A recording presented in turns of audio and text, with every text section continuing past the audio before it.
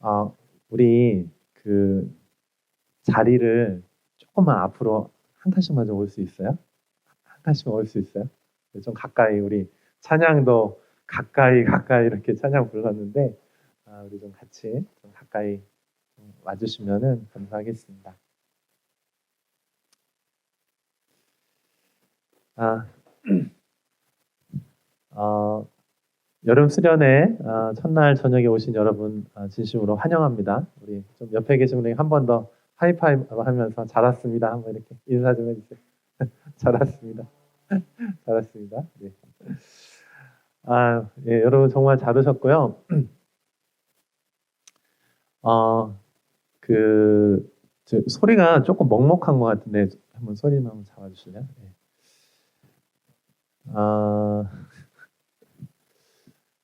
아, 제가 이제 수련회 이번에 이제 준비하면서 사실은 기대하는 마음도 있으면서 또 한편으로는 좀 부담도 많이 있었어요.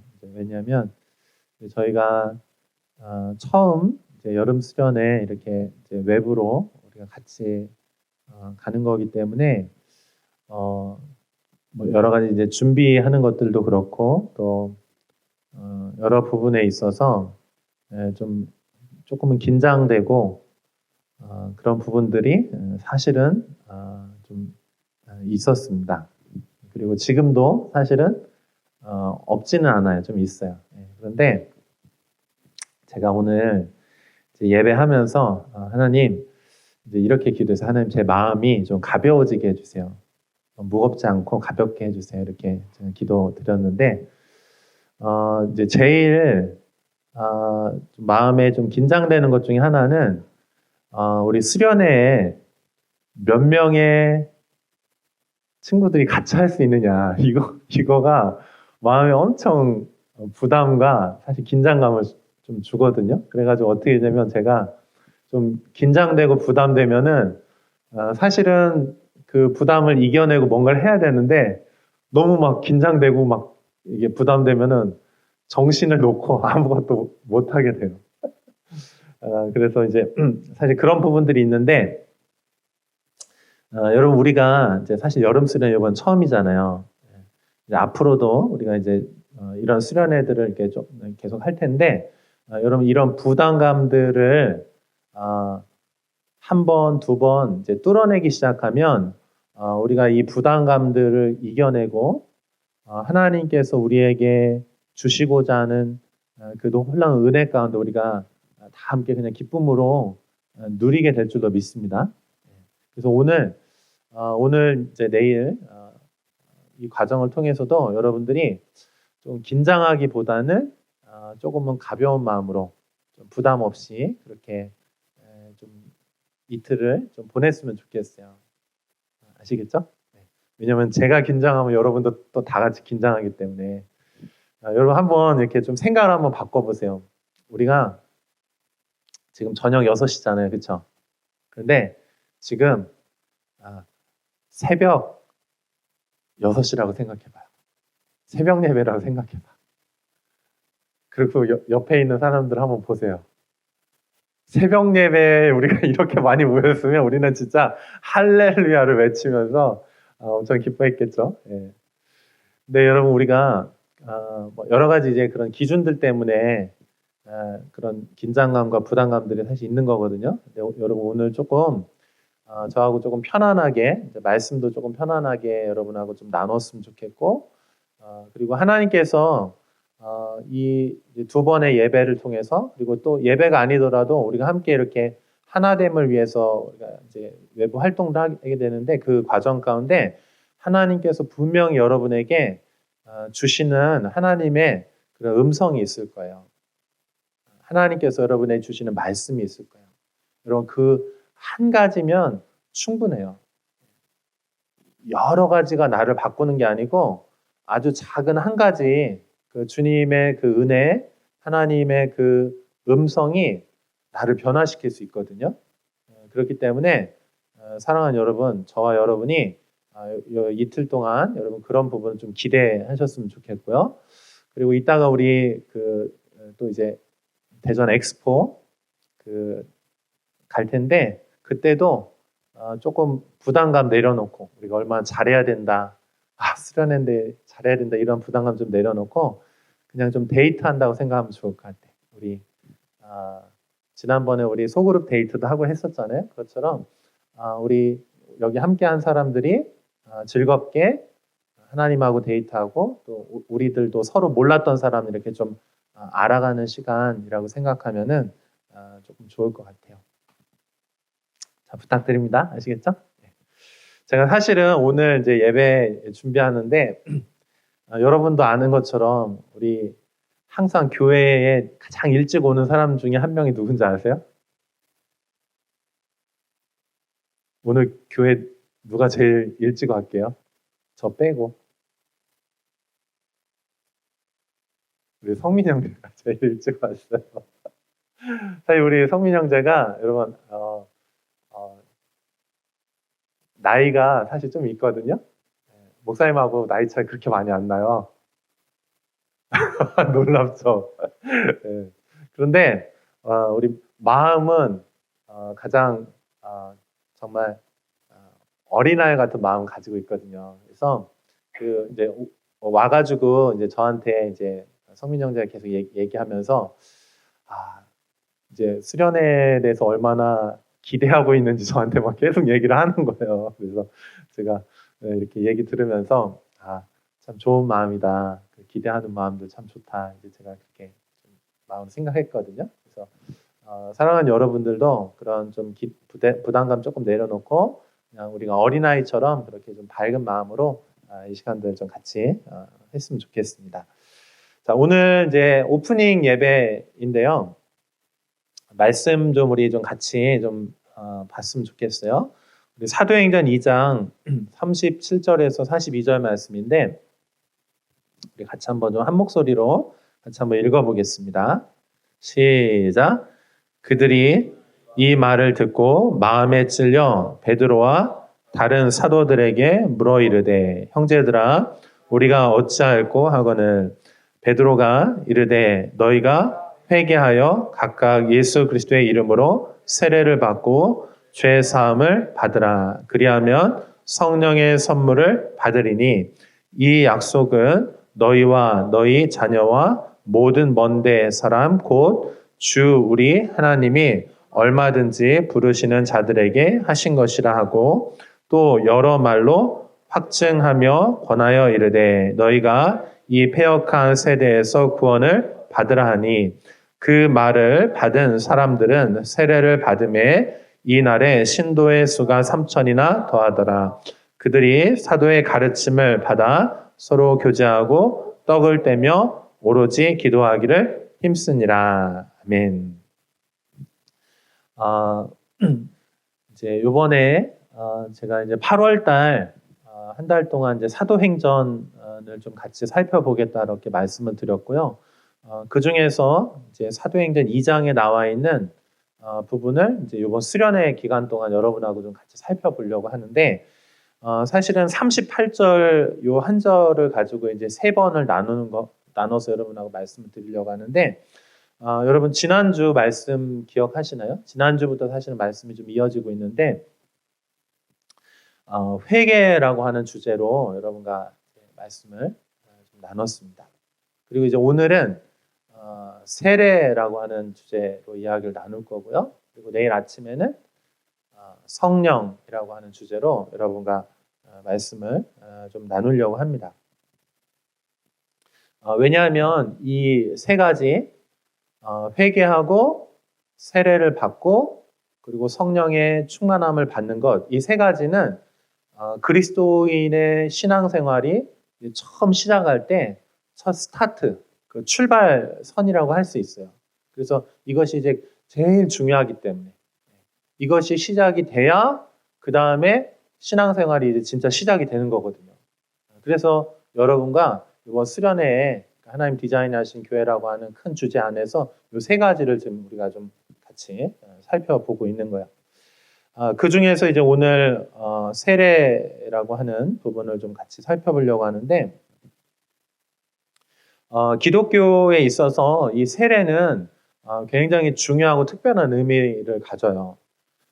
우리 예수님께서 그리스도인들에게 제정하신 두 개의 의식이 있거든요. 나머지 구약에 있는 것들은 주님이 그걸 다 본인이 이루셨기 때문에 구약에 있는 뭐 희생제사라든지 또 절기라든지 그것들을 우리가 구약의 율법을 따라서 다 하진 않아도 돼요. 왜냐하면 그것들을 우리 예수님이 본인 자신이 그 모든 것에 대한 다 이루셨고 완성했기 때문에 그것을 더 하진 않아도 돼요. 근데 주님께서 우리 그리스도인들에게 딱 두 가지를 직접적으로 그러니까 하라고 말씀하셨는데 그 첫 번째가 세례예요. 한번 따라해 보시겠어요? 세례. 세례가 굉장히 중요합니다. 그다음 두 번째가 여러분 뭘까요? 두 가지 있는데 첫 번째가 세례고 그다음에 두 번째가 뭘까요? 혹시 의빈이 알아요? 교회에서 하는 두 가지 중요한 거 있는데 맞아요. 성찬이에요. 세례와 성찬 이 두 가지가 교회에서 예수님께서 하라고 하신 아주 중요한 두 가지입니다. 자, 그 중에서 이제 오늘 세례인데 이번 수련회는 이제 굉장히 좀 특별함이 있어요. 왜냐하면 이 수련회 한 가운데에 세례식이 있기 때문에 그래요. 세례는 예수님을 주님으로 영접한 사람들이 자신의 신앙을 이제 공동체 앞에서 공개적으로 고백하는 것이에요. 그래서 이 세례는 굉장히 중요하고 특별한 의미가 있어요. 여러분 우리가 하나님하고의 관계가 개인적이죠. 그렇죠? 우리가 구원도 개인으로 받습니다. 하나님과의 관계 안에서 그 하나님을 사랑하고 그 사랑을 받아들인 사람들이 예수님을 영접한 사람들이 구원을 개인으로 받아요. 그런데 이 개인적인 이 신앙, 하나님과 나와의 이 은밀한 이 신앙을 모든 사람들 앞에 이제 공개적으로 나는 하나님을 믿는 사람이고 나는 예수님을 영접한 사람입니다. 이렇게 개인적인 것을 공개적으로 모든 사람 앞에 공개적으로 표현하는 거 이게 바로 세례식이라고 할 수 있어요. 여러분 사랑하는 남녀가 있어요. 너무너무 사랑합니다. 그 둘이 아주 개인적이고 친밀하고 너무너무 사랑하는 관계예요. 그런데 그 둘이 아무리 사랑한다 할지라도 결혼식을 하지 않으면 그들은 부부는 아니죠. 그렇죠? 근데 이 세례식은 마치 결혼식과 같은 거예요. 둘이 아주 개인적으로 친밀하게 사랑하고 서로를 아끼고 존중하는데 이거를 모든 사람들 앞에서 인정함으로 공개적으로 그 사랑을 드러내는 거예요. 언약을 맺는 것입니다.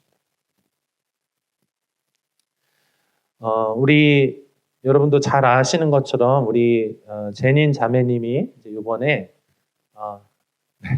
세례를 받습니다. 제닌 자매는 여러분도 이제 아시는 것처럼 필리핀에서 이제 우리 한국에 이제 유학을 왔고요. 또 카톨릭 그 배경 안에서 성장을 했어요. 그런데 하나님께서 제닌의 삶의 여정 가운데 하나님께서 우리 제닌 자매를 만나 주셨어요. 그러니까 하나님의 그 놀라우신 사랑이 우리 제닌 자매님을 찾아갔어요. 그렇죠? 그래서 우리 제닌 자매가 그 하나님의 사랑 때문에 너무나 많은 부분들의 변화가 일어나기 시작했어요. 그리고 어느 순간 예수님이 내 삶의 정말 주님이시구나 하고 그렇게 고백하고 예수님을 받아들이기 시작했어요. 그래서 너무나 아름다운 그 마음이 따뜻해지는 그 사랑의 이야기가 준비되어 있는데 그 이야기는 아마 내일 직접 우리 제닌 자매님 간증을 통해서 여러분 조금 더 들으시면 좋을 것 같아요. 여러분 세례라고 하는 거는요 하나님하고 우리와의 그 사랑, 예수님이 나를 위해서 희생하신 그 사랑에 대해서 이제 결혼식을 하는 것처럼 그렇게 언약을 맺고 공개적으로 그 신앙을 이제 표현하는 것입니다. 그래서 여러분, 이 초대교회 때는 어떻게 됐냐면 세례를 받잖아요. 그러면 이 세례는 어떤 의미냐면은 죽음 앞에서도 그 신앙을 변하지 않고 그대로 고백하는 거예요. 그래서 이 초대교회에서는 엄청난 핍박들이 많이 있었잖아요. 그렇죠? 예수님을 진정으로 주님으로 믿고 따르면 예수님의 길을 걷게 돼 있거든요. 근데 예수님의 길은 이 세상의 길하고 충돌이 일어나요. 그렇죠? 세상의 방식과 우리 예수님의 방식은 갈등이 일어나고 뭔가 어려움들이 발생할 수 있어요.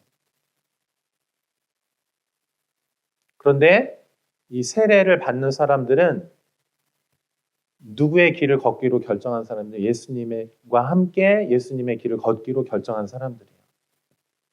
심지어는 이 세상과 예수님의 길이 달라서 예수님을 핍박해서 사람들이 죽인 것처럼 나를 죽인다 할지라도 나는 예수님을 따르는 것을 포기하지 않고 예수님을 따르겠습니다. 이 고백이 바로 세례를 받는 거거든요. 그래서 초대교회 때는 어떤 의미냐면 세례를 받는다는 것은 뭐냐면은 순교할 수 있다는 의미였어요. 누가 주인이시냐? 여러분 로마 시대 때 그죠? 로마 황제에게 인사합니다. 인사가 그거예요. 로마 황제가 하나님입니다. 주인입니다. 이렇게 고백하는 게 인사였거든요. 근데 그리스도인들은 그 고백을 할 수가 없는 거예요. 나에게 유일하신 하나님은 여호와 하나님 한 분밖에 없거든요.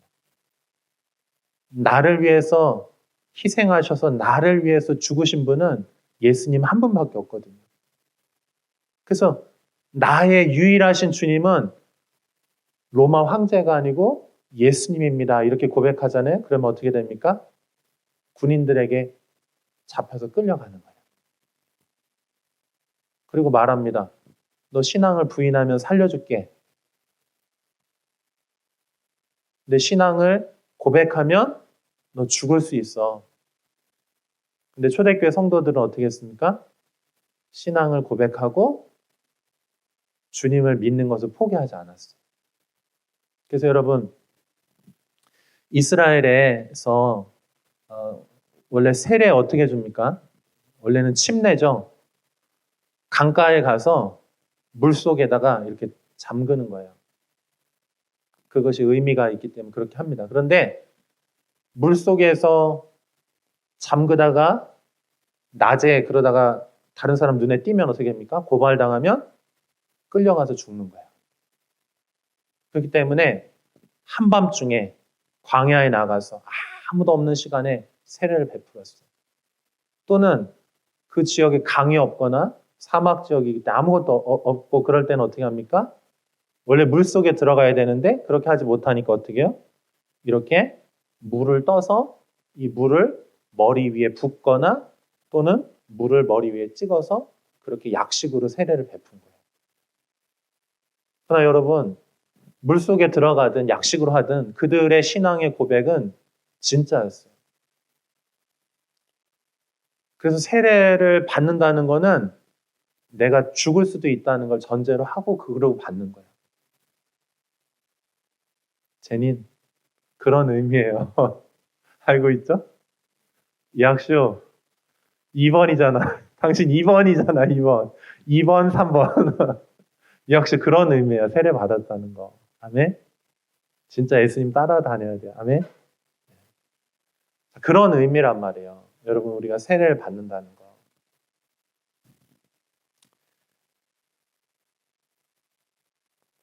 그리고 한 가지만 더 설명드리면, 여러분, 누가 교회의 진짜 회원일까요? 성도일까요?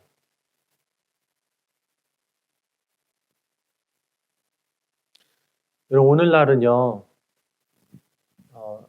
하나님 잘 알지 못해도 그냥 교회를 오래 다니다 보면, 형식적으로든 어쨌든 다니다 보면은 그냥 이렇게 세례를 베풀곤 해요. 근데 초대교회의 상황으로 우리가 다시 들어가서 보잖아요. 그러면 세례를 받는 사람들이 그 사람들과 진짜 신앙인과 이게 일치되는 거예요. 왜 일치되냐? 세례를 받으면 죽을 수 있는데 세례를 받는다는 거는 그 사람이 진짜라는 의미거든요.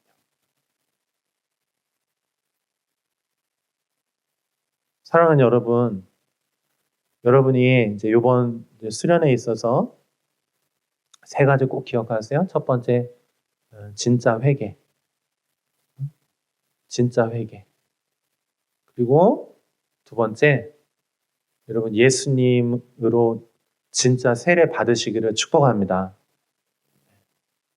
우리가 어떤 형식을 갖춰서 우리 제닌자매에게 세례를 베풀지만 제가 기도하면서 하나님께서 주신 마음이 있어요. 뭐냐면 이번 이 수련회 가운데 우리 제닌 자매만 세례를 받는 것이 아니고 세례의 그 은혜와 감격이 우리 심플리 공동체 전체 안에 하나님께서 그런 진짜 영적인 세례가 우리 안에 베풀어지기 위해서 하나님 그런 마음 주셨어요. 아멘. 저는 여러분의 신앙이 다시 새로워질 수 있기를 축복합니다. 진짜 새로워지는 거예요. 하나님의 기준에서 멀어져 있고 하나님과 상관없이 살았다면 이제 세례의 은혜로 다시 돌아오셔야 돼요. 아멘. 하나님의 은혜 가운데 진짜 새로워지는 그 은혜. 그 은혜가 이번 수련회 가운데 저와 여러분에게 있기를 바랍니다. 제가 오늘 본문 아주 짧은 구절이에요. 38절인데 38절 중에서도 세 부분으로 나눈 가운데 부분이거든요. 그러니까 아주 짧으니까 여러분 좀 잘 집중해서 들어주시면 좋겠어요. 자, 여러분 보시면 38절 한번 같이 볼까요? 여기 보십시오. 베드로의 설교를 듣고 지금 마음이 굉장히 찔려 하잖아요. 그렇죠? 마음 아파하면 막 우는 거예요. 어떻게 해야 합니까? 그랬더니 베드로가 지금 이 세 개를 얘기하는 거예요. 회개, 세례, 성령. 얘기하는데 자 여기 이렇게 얘기하면 너희가 회개하라는 거예요. 과거의 삶으로부터 돌이켜서 하나님께 나오라. 그런데 어떻게 하냐? 그래서 진실로 회개하면 이제는 세례를 받으라는 거예요. 근데 세례를 어떻게 받냐면은 첫 번째 누구의 이름으로 세례를 받습니까? 한번 큰 소리로 얘기해 보세요. 누구의 이름으로 세례를 받아요? 예수 그리스도의 이름으로 세례를 받는 거예요. 다른 것으로 받는 것이 아니고 예수님의 이름으로 세례를 받는 거예요. 여러분, 우리는요, 예수님을 통해서만 구원을 받는 거예요. 우리를 위해서 십자가에서 자신의 목숨을 내어주신 분은 예수님밖에 없는 거예요. 아멘? 여러분, 기독교 신앙생활 우리가 하다 보면은요, 여러 가지 많아요. 할 게 많어. 그죠?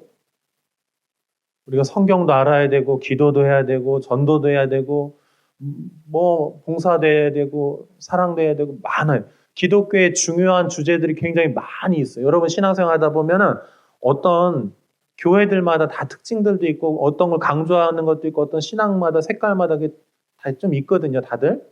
근데 여러분, 공통적으로 그리스도인들의 가장 중요한 거. 사실 그것들은 다 부수적인 거고요. 가장 중요한 것 딱 한 가지만 꼽아라 그러면은요, 예수님이에요. 아멘. 그래서 여러분, 우리가 세례를 받을 때에 기도를 많이 해서 세례를 받는 것도 아니고, 성경 공부를 많이 해서 지식이 쌓여서 세례를 받는 것도 아니에요. 봉사를 많이 했기 때문에 세례를 받는 것도 아니에요. 우리가 세례를 받는 유일한 근거는 뭐냐면은 예수님의 이름으로 세례를 받는 것입니다. 아멘. 그러니까 여러분 우리 신앙생활에 있어서 예수 그리스도는 절대적인 거예요. 아멘. 우리 제닌자매 미안해요. 제가 좀 얘기 더 할게요. 카톨릭이 있어요. 카톨릭도 교회의 하나의 중요한 이제 뿌리죠. 우리 개신교도 사실 거기서 이렇게 개혁해서 나온 거죠. 근데 여러분 이 교회 역사 이렇게 가만히 살펴보면은 여러 가지 전통들이 많이 있어요. 근데 그 전통들이 시간이 지나다 보니까 본질에서 이 전통들, 원래 좋은 의도로 시작했지만 그 전통들 때문에 우리가 이 하나님의 본질로부터 멀어지게 돼. 예수님으로부터 멀어지게 돼. 예수님이 아닌 다른 것들이 자꾸 뭔가 이렇게 첨가물들이 생기는 거예요. 근데 여러분 세례는 가장 중요한 거잖아요. 사실 우리 생명이 달려있는 거잖아요. 근데 이 세례를 누구의 이름으로 받냐? 누구로 인해 세례를 받냐? 예수님으로 인해서 받는 거예요. 아멘. 아마 우리 제닌 자매도 그렇죠. 과거에 카톨릭에서 여러 가지 많이 있었죠. 네? 성모 마리아도 있고 또 성자, 성인들도 있고 또 뭐 이렇게 성화들도 있고 뭐 여러 가지가 있었어요. 그렇죠. 그런데 그것으로 인해서 제닌이 구원받은 것이 아니고 제닌이 구원받은 것은 유일하신 제닌을 위해서 십자가에서 피 흘리신 예수 그리스도로 말미암아 구원받은 거예요. 아멘. 제닌이 그걸 선택한 거예요, 여러분. 그렇죠. 그거 선택한 거죠.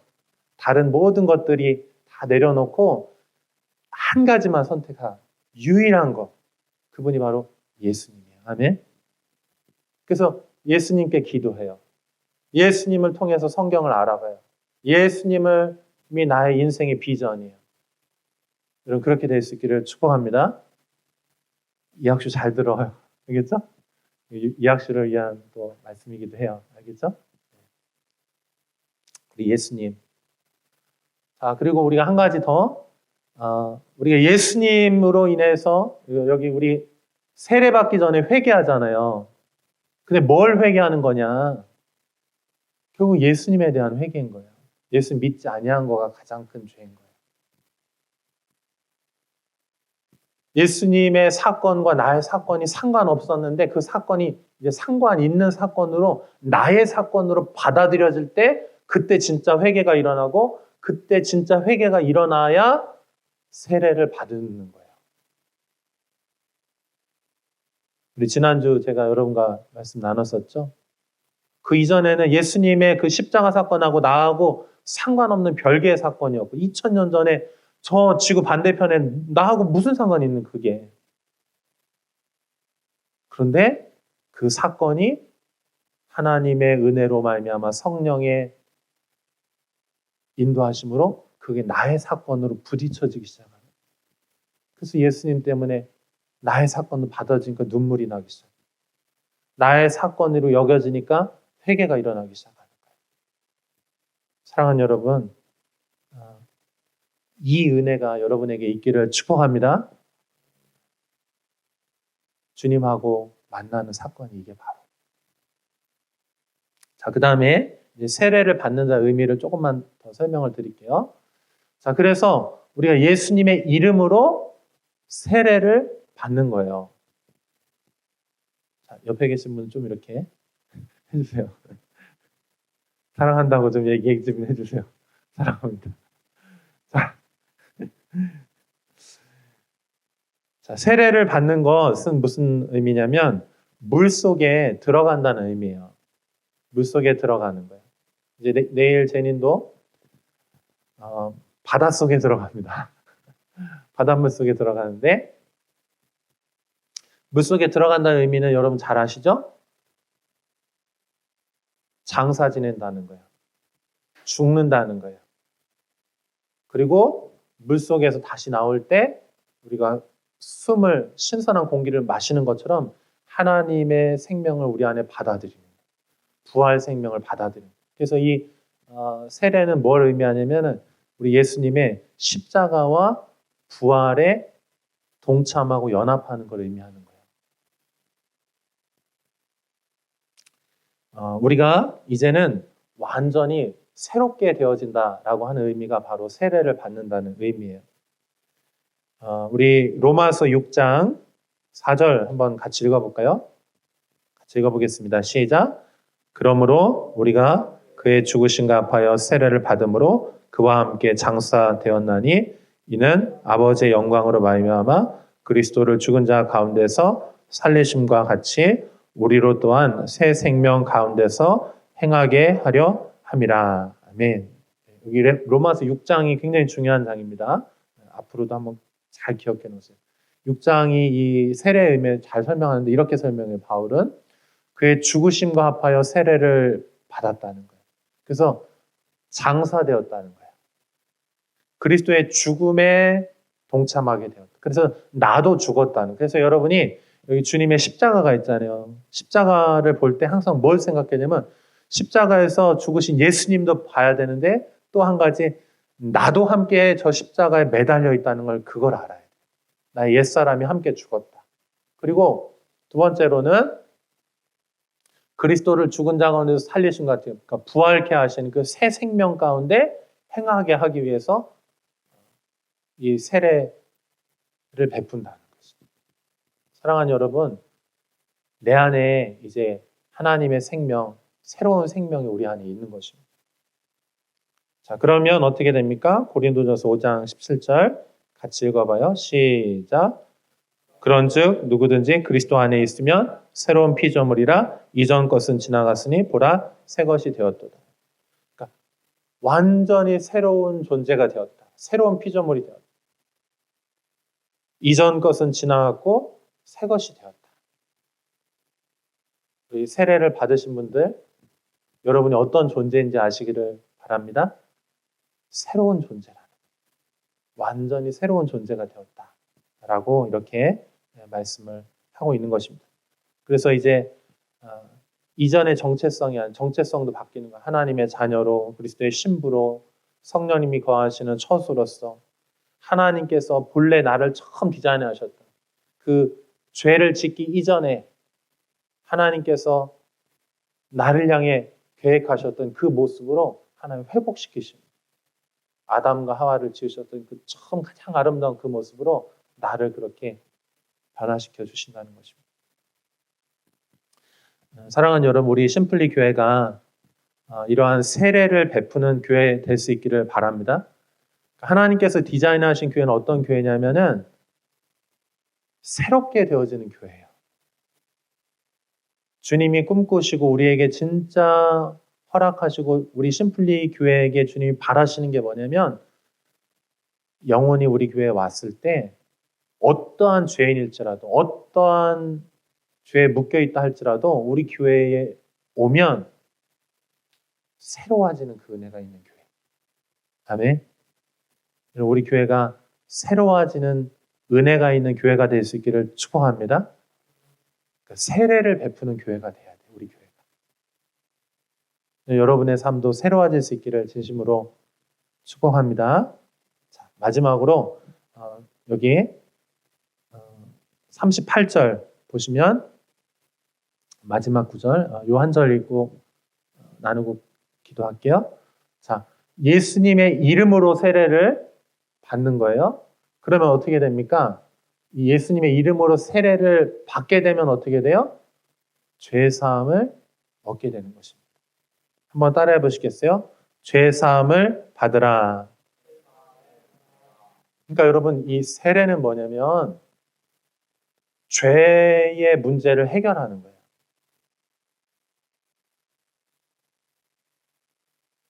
세례는 이 죄의 그 끔찍한 영향력과 중독으로부터 해방되는 것이에요.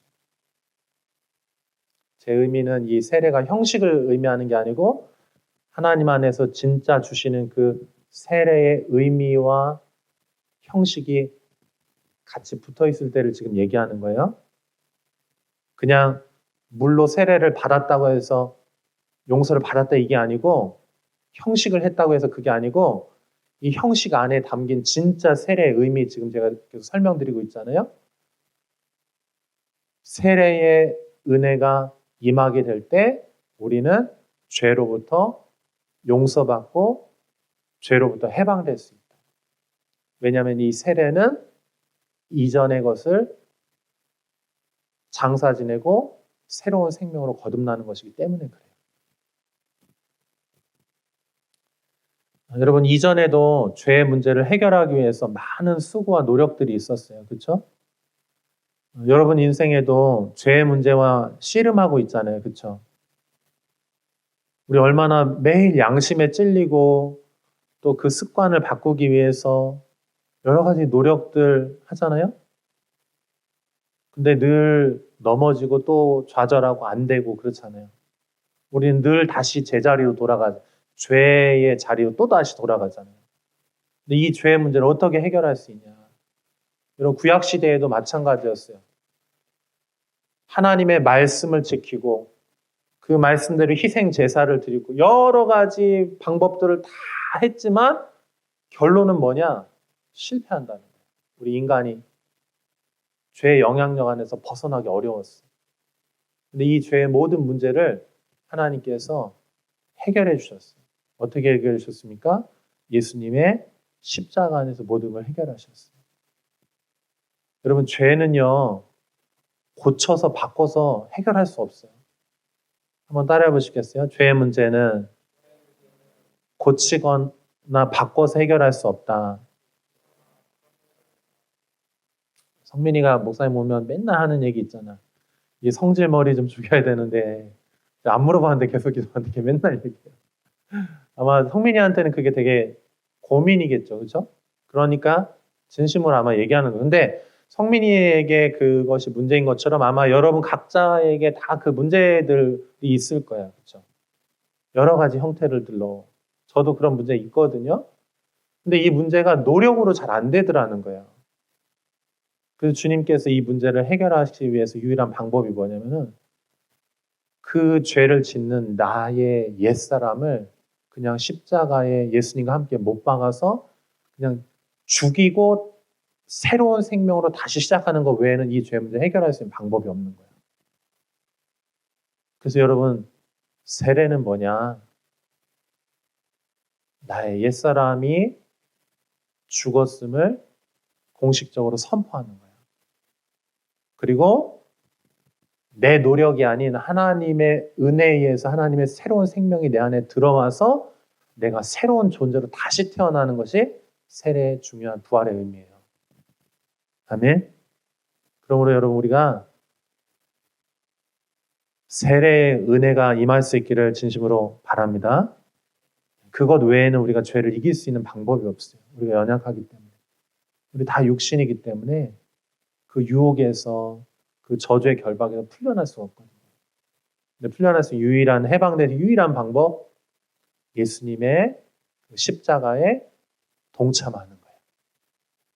그것이 바로 세례의 은혜라고 말씀드릴 수가 있습니다. 우리 로마서 6장 6절 7절 한번 같이 읽어보고 기도하겠습니다. 같이 읽어요. 시작. 우리가 알거니와 우리의 옛사람이 예수와 함께 십자가에 못 박힌 것은 죄의 몸이 죽어 다시는 우리가 죄에게 종노릇하지 아니하려 함이니 이는 죽은 자가 죄에서 벗어나 의롭다 하심을 얻었음이라. 아멘. 바울은 그렇게 얘기하는 거예요. 우리 노력으로 할 수 없다. 방법은 한 가지다. 예수님의 십자가에 연합하는 것. 여러분, 이것이 바로 회개의 세례의 은혜인 줄로 믿습니다. 우리 같이 기도할까요?